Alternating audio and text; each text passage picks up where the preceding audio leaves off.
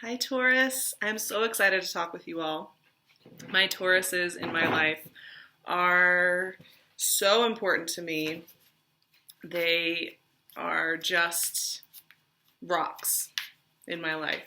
Speaking of rocks, I am wearing some of the most gorgeous pink LUNE jewelry I have ever had in my life.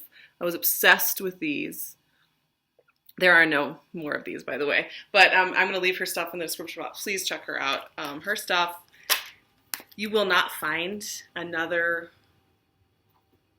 piece like it ever. So anything you get from hers is like, that is it. That is one of a kind stones, everything. Anyway, hi Tiffany. So good to be talking with the Tiffany team here, the Tauruses. So, what's my note here? Let me look at my note.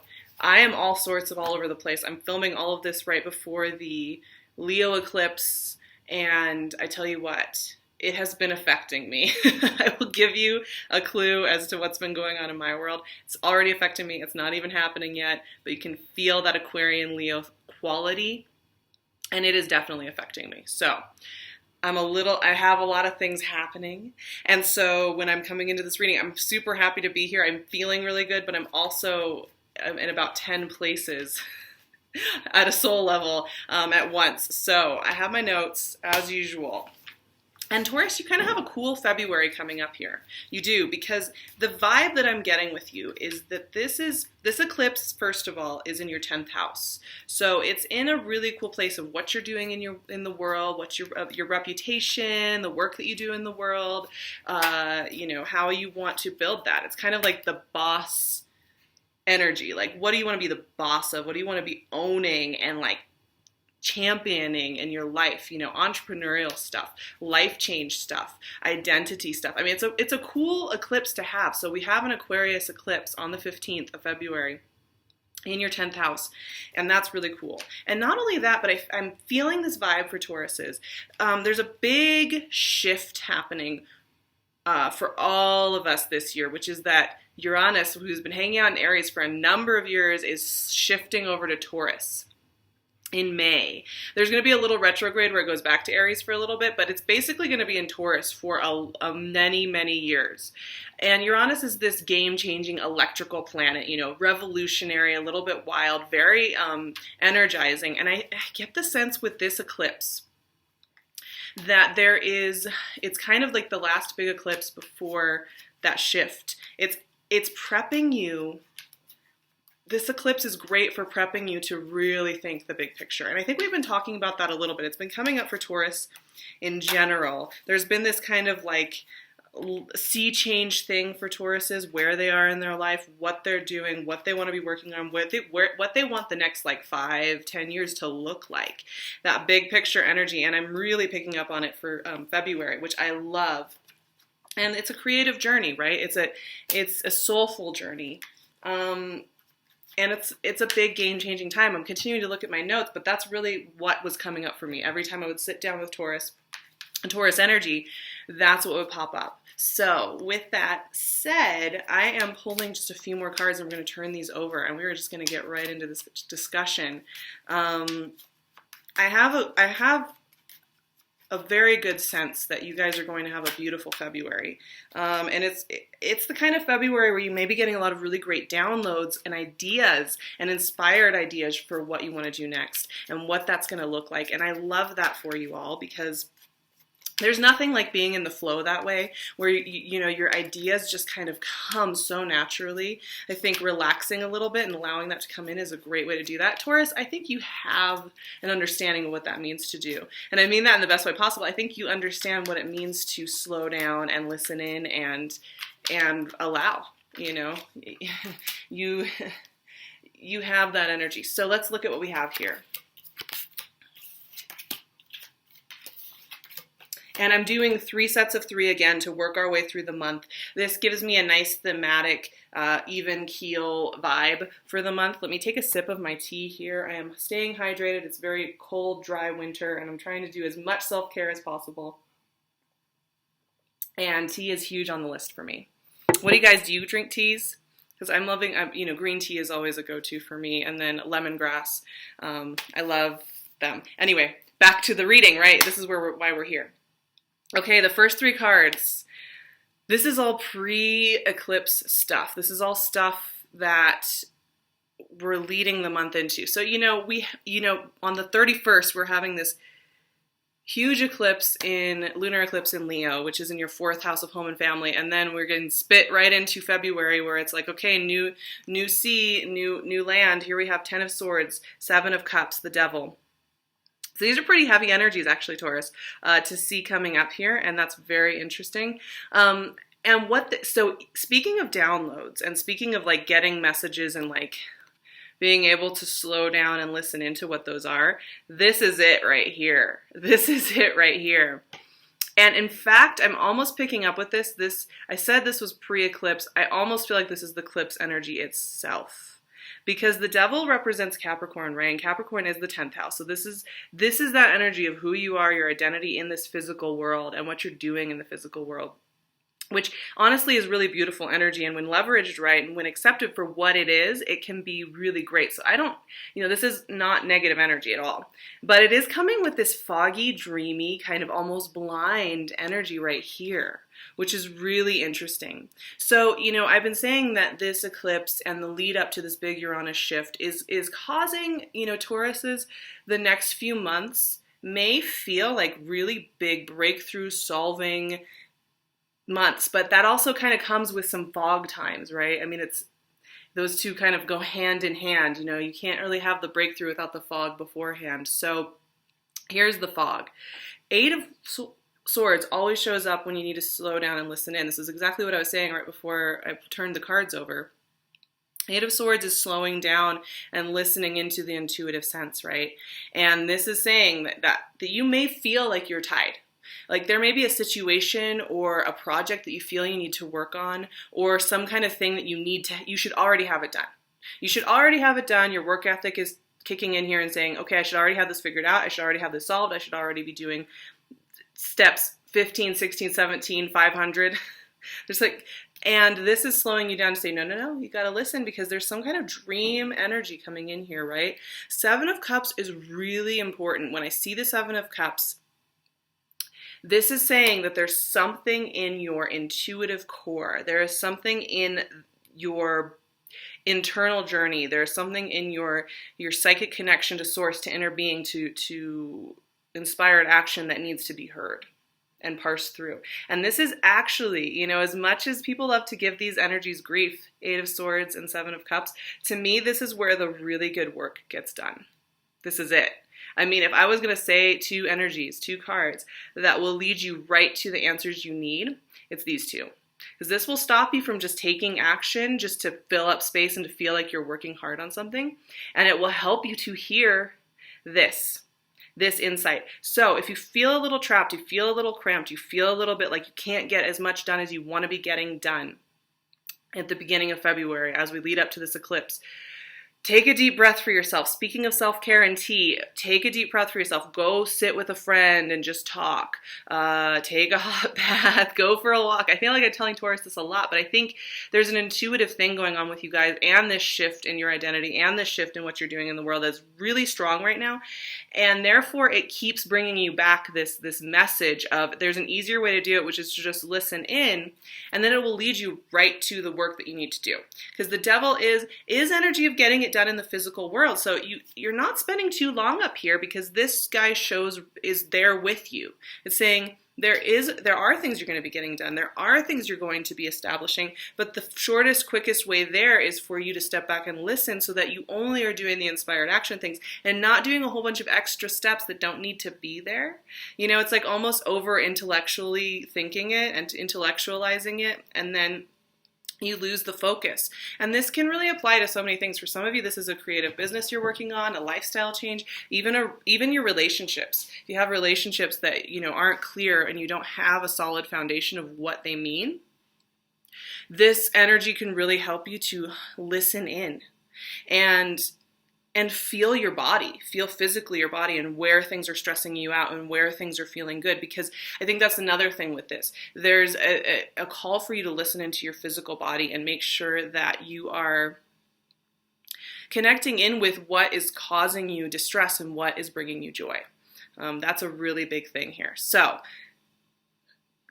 words of encouragement for the beginning of the month. You are going to be feeling psychic, so roll with it. Now let's look at the next 3 cards as we move into the middle of the month, right around this eclipse as it's happening.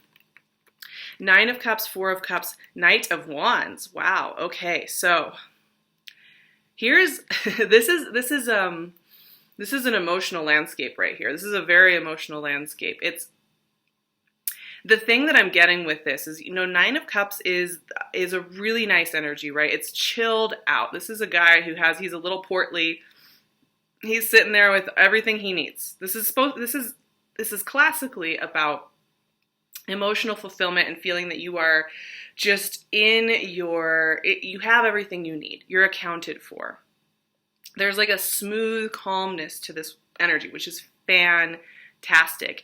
And I do think there is kind of a watery quality to the month for you. And, a lot of energy is going into Pisces in February. I mean, we are in the 10th house, your 10th house of Aquarius, but, I think Venus moves on quite early. Mercury moves on quite early. So pretty quickly in February, by mid-February, we're already hitting so much of that Piscean watery energy, which is very intuitive, very dreamy, and it pulls the entire collective into that energy, which is gorgeous. And I'm seeing some of that here, and I saw it at the base of your reading as well, which is this, this is 11th house energy for you, which is your friends, your platonic relationships, all of that.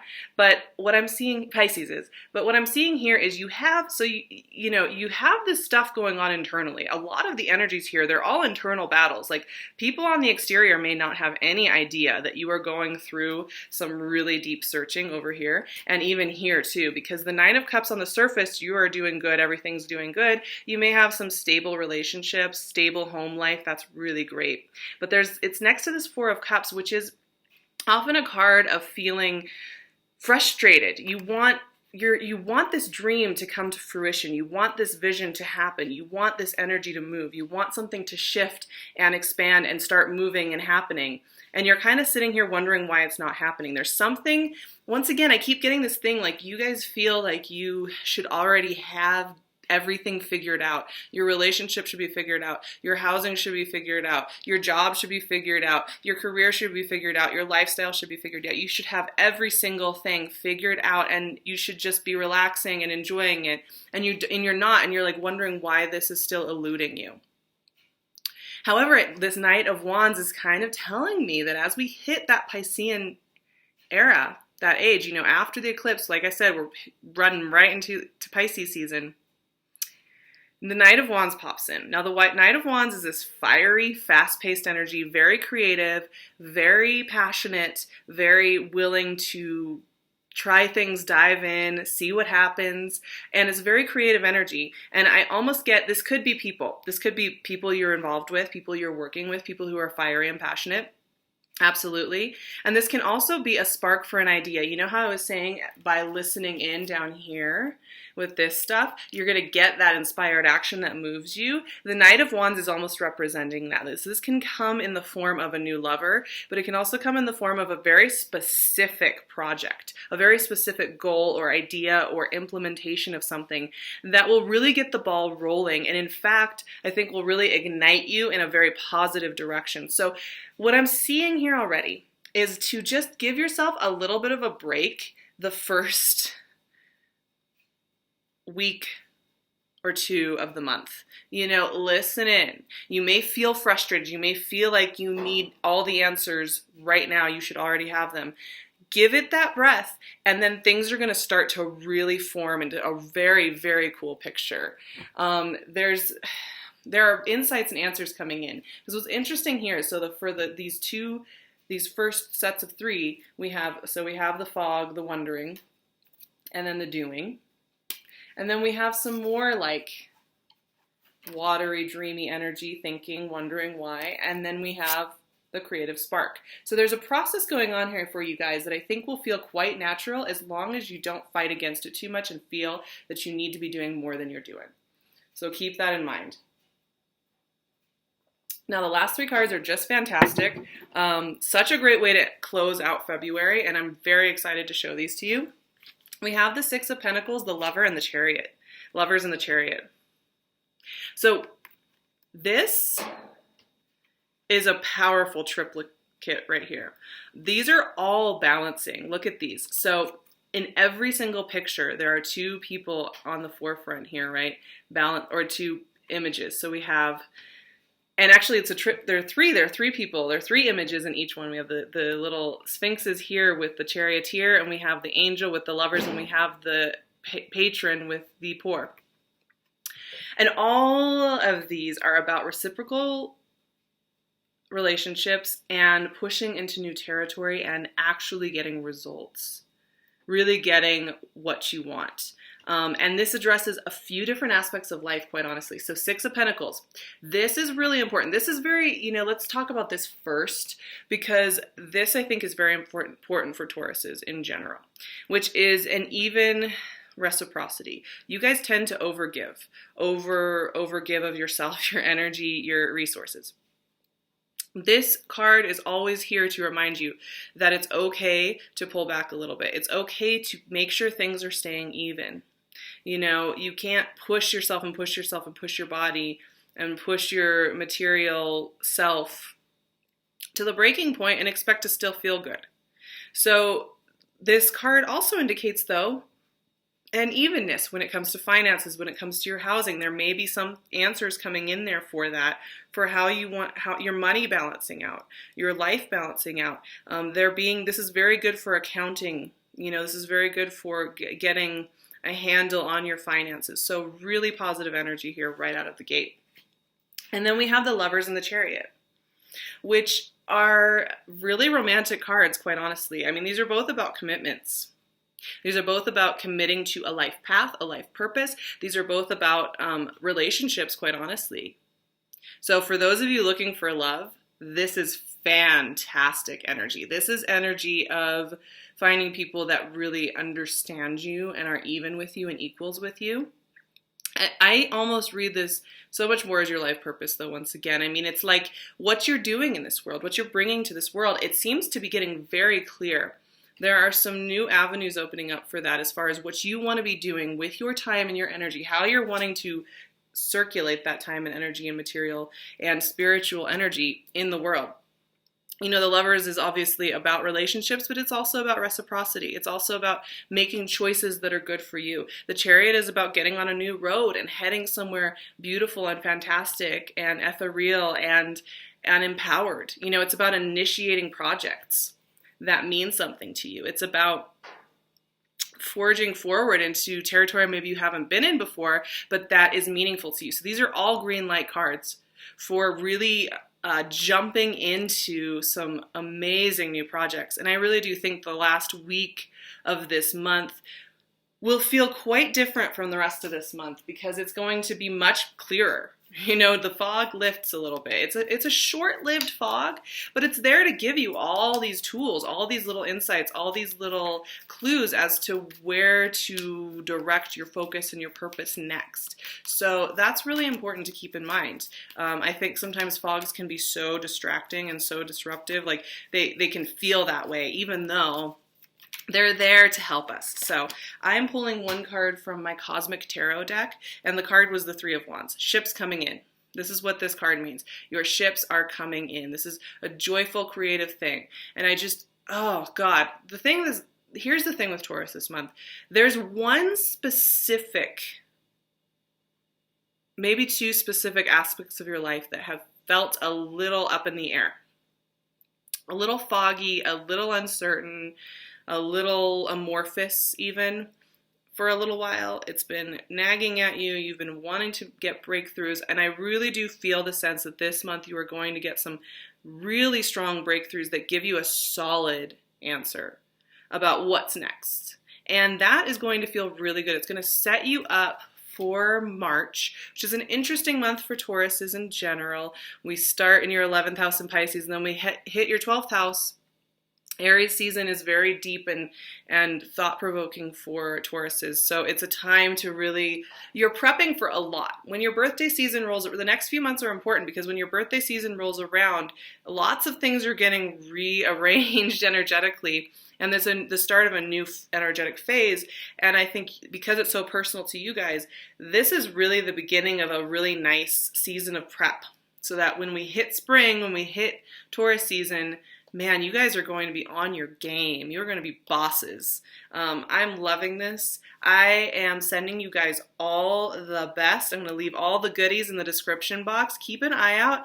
I'm hoping to be adding and shifting and creating more stuff for this community. So keep an eye out for updates on that. And I will have an Aquarius eclipse moon magic out for you all, so check that out if you're curious about what that energy is going to be like in a couple of weeks. I love you all so much, and really take care of yourselves. Enjoy the fog, have some tea. I'll see you soon.